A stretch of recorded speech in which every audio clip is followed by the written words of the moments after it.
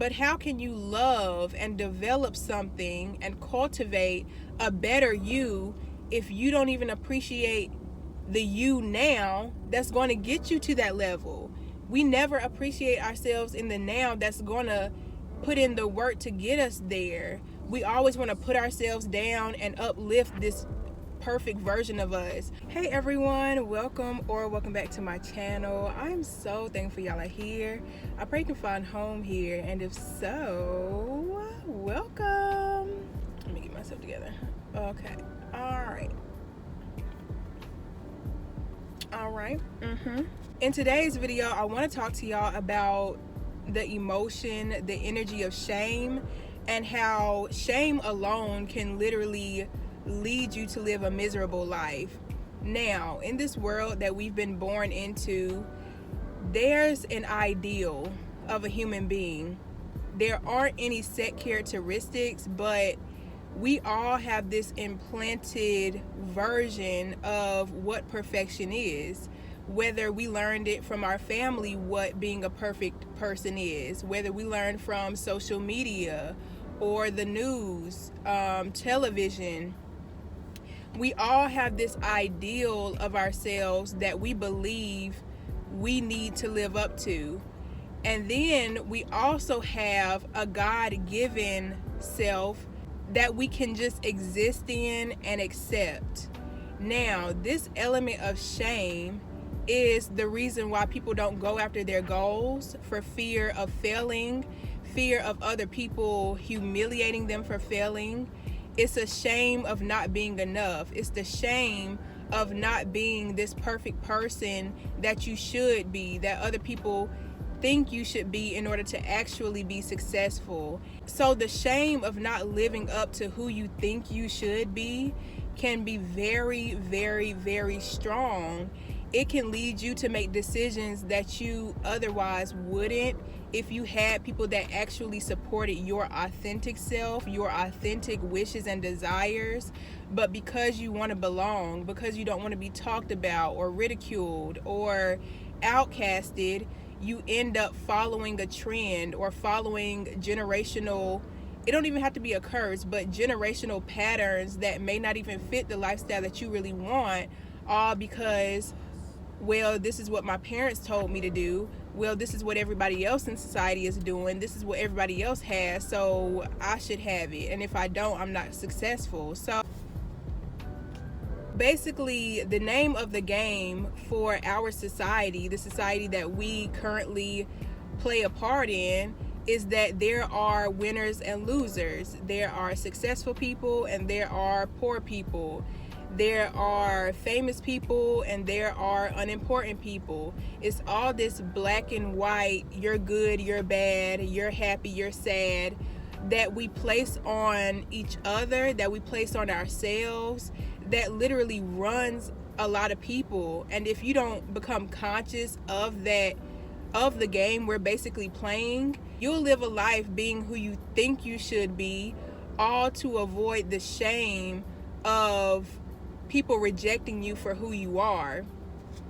And truthfully, once you start becoming your authentic self and operating in a way that feels good to you, you are going to lose people. Your life is going to change, but it's going to change for the better. It's going to change all for the intention of attracting people who do match your frequency, do match your authenticity a whole lot better. So I'm gonna read y'all a quick passage out of this book. It's called Zen and the Art of Making a Living.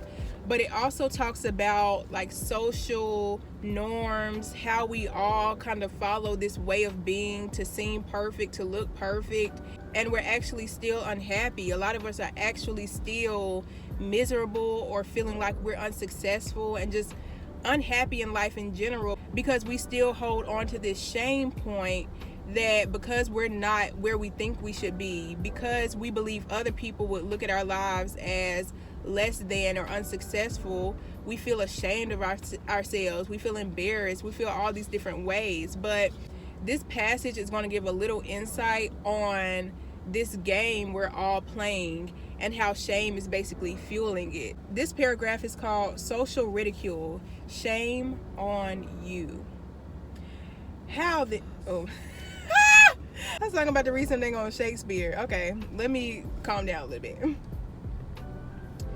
So how do you get people to take the game seriously? With juicy, alluring prizes, to be sure. But remember, only a few people can win the big prizes or they won't mean much. The primary means of getting people to take this game seriously is social ridicule. Social ridicule is based upon shame, the shame of being a loser. To the degree that you can be shamed, you will be manipulated by that ridicule. Every society uses ridicule as a means of social control. Look at societies from a standpoint of what they ridicule, and you can understand their winning models and why they have developed the way they have. Sorry y'all, I had to move around because the sun was like beaming on my phone and it made it overheat, so I just moved into some shade, okay? But what I was saying is that here in America, we live by the American dream. That's the ideal way of living. That's what everybody perceives as perfection. So, okay, so white picket fence, that means a house that you paid for. You make a certain amount of money, 2 kids or 3 kids, 1 dog. So you have this certain family set up. Everybody's mental health is perfectly fine. Nobody cries. Everybody's happy. Like, it's this very overly positive, overly exaggerated form of happiness, perfection, and connection. So if you fall anywhere outside of that, if you're going through relationship problems, if you're not in a relationship, if you don't have the money or the job or career that you really want, if you're unhappy in your life and you're depressed, more than likely there's some form of shame attached to this. And also I want to bring up the fact that religion also plays a huge part. The white picket fence, they go to church every Sunday, more than likely Christian. So there's this idea, there's this form of success that people feel pulled to live up to in order to get approval, in order to have that, okay, I'm successful feeling in their lives. But the truth is, a lot of people who have those things don't feel that way because they're listening to the influence of what perfection should be or what it should look like, rather than what their God, with their internal navigation system and intuition is really telling them. Every country, every family, every society or school or job has this certain ideal that they feel people should live up to, and if you fall outside of that ideal, you will be shamed. Ridicule triggers the individual's sense of shame or guilt. It says, "Get back in line, you loser." It's very effective. Remember, most of us are losers. Okay, hold on. We are losers for 2 reasons. First, we do not fit the winning model, aka the ideal of perfection. And second, we choose to accept the model as our guide of worth. So we have to, in a way, accept and validate the fact that that model of what perfection or happiness or success is what we should be weighing ourselves against. So there's a part of us that has to accept the game and also play along with the game to even feel like we're winning or losing. Losers have self-contempt. They feel shame. Losers accept themselves as losers and feel defeated. Still, they do not want to be exposed as losers. Being ridiculed is being exposed. Once you decide that you can't win, the next step is to play defense against the ridicule of being exposed as a loser. So we go along and we act extra nice, hoping no one will expose us. Our motto becomes, "Don't rock the boat." We put down others who obviously are bigger losers than we are. We put down people of other races, people who are poor, people who are stupid, people who talk funny, people who have physical or mental disabilities. We make up reasons for losing. We had a deprived childhood. Don't call me out like that. or our parents didn't love us. Or we were jilted by a lover and treated unfairly by a boss. Or we have chronic aches and pains. We try extra hard to look like winners, living beyond our means. So I shared that just as kind of like a thought point where it's like we've agreed to play this game in life, that there are certain variables or certain circumstances that will deem us as less than or greater than. We spend our whole lives putting these labels on our shame, putting these labels on other people to help us feel better. We're constantly judging each other's lives, trying to decide who's winning and who's losing. But what if nobody really wins or loses? What if external circumstances actually had nothing to do with if a person is truly fulfilled or not? So slowly but surely letting go of the shame of feeling like something is wrong with me because I'm not winning at life, or I'm not successful because. When you can let go of that need to explain why you're losing, you can live such a happier, more lighthearted, carefree life, because we can easily find 10 million reasons why we're losing if we're going by the game. We can easily find so many reasons why we don't deserve love, or why we think we don't. We can find so many reasons why we're unhappy and unsuccessful. We can find so many explanations for why we can't enjoy our lives now. And I'm sorry, y'all, I keep clicking my screen because it keeps going off for some reason. But just like you can find 10 million reasons as to why you shouldn't be happy, you can also find 10 million reasons why your life is good, why the now, why being you is amazing. And that doesn't mean you can't acknowledge where you want to be or things you want to have. That doesn't mean act like you are the person you want to be. No, we can always grow, we can always change, but give yourself permission to not tie the energy of shame onto you. You are amazing. You can change anything you want to at any time. That doesn't define you. There's no amount of money, there's no trauma, there's no breakup or relationship that can define you as worthless, that can define you as inferior or less than or undeserving.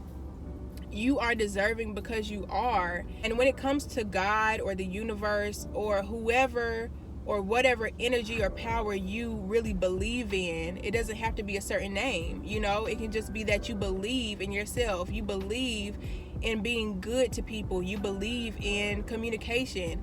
Whatever it is, whatever you believe in is true. If you tell yourself, I hate myself, then that's true for you. If you tell yourself, I love myself, then that's true for you.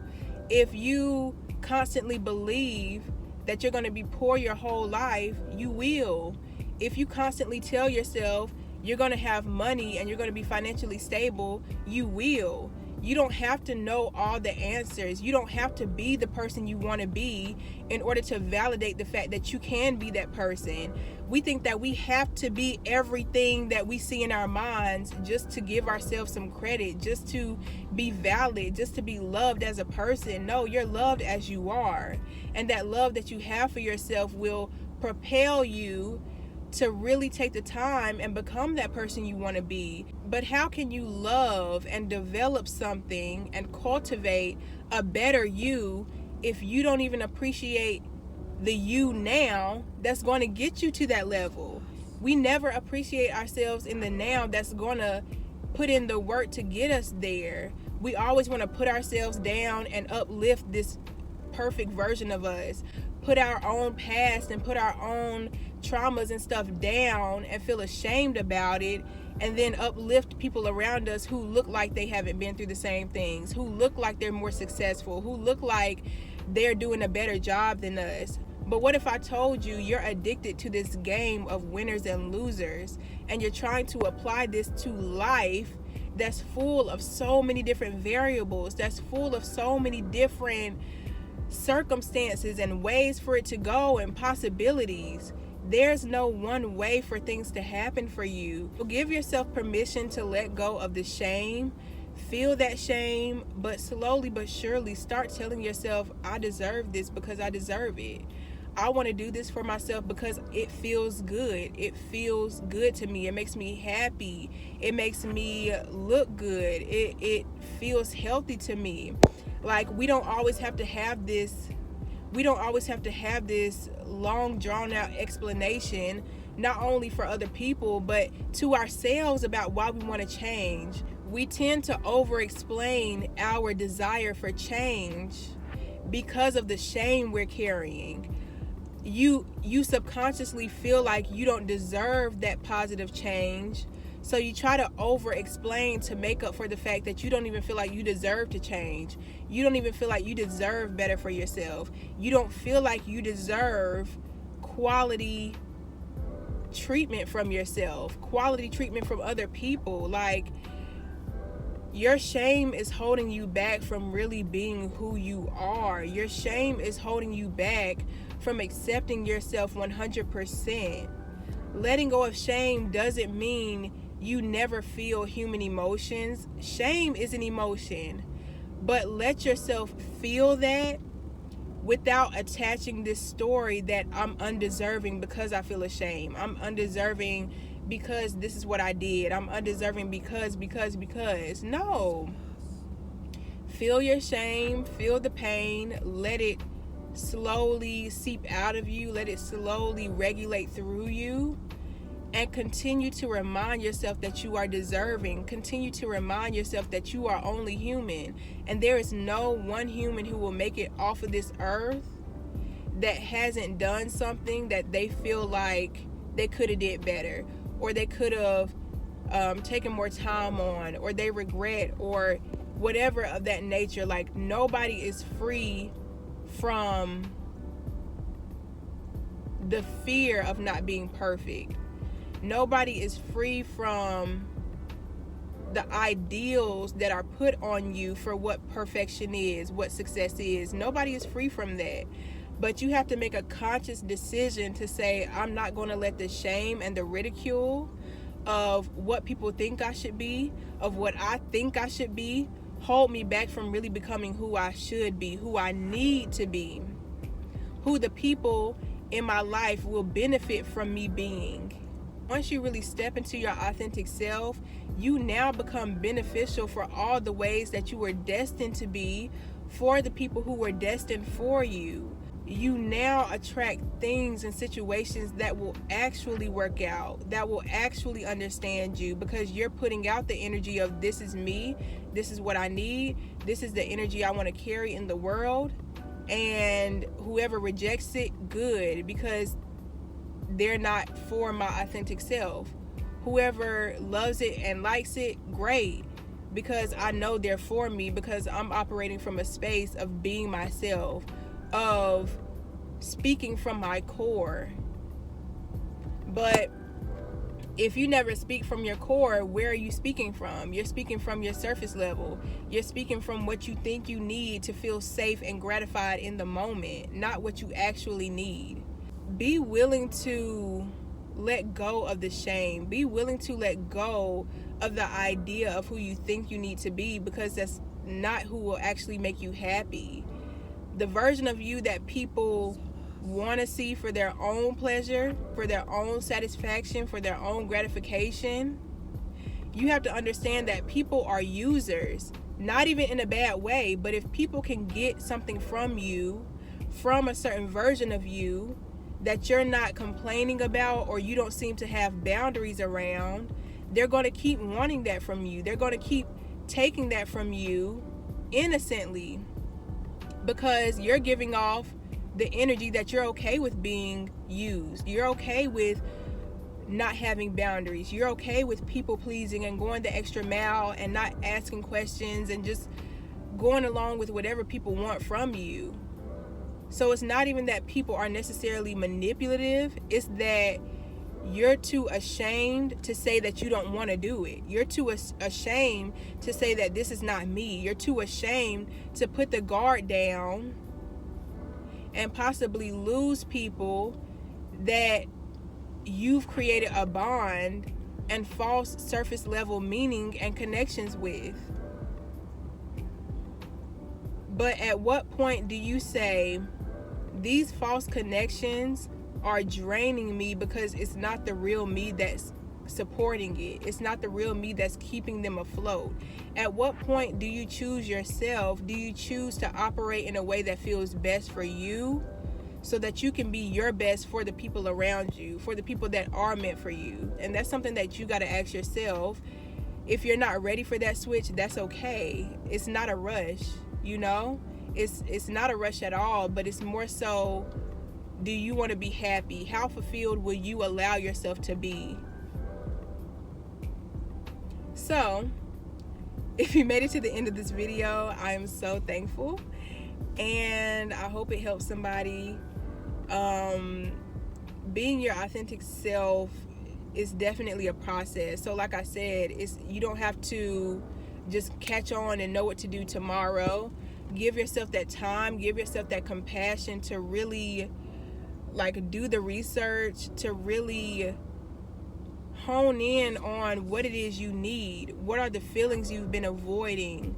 What are the fears that you believe will happen when you start speaking up for yourself, when you start investing in the things that really make you happy? What's the fears around that? So again, if you made it to the end of this video, I am so thankful, and I will see y'all in the next one. Have a good night, have a good day, a good morning, whenever y'all are watching this. Bye.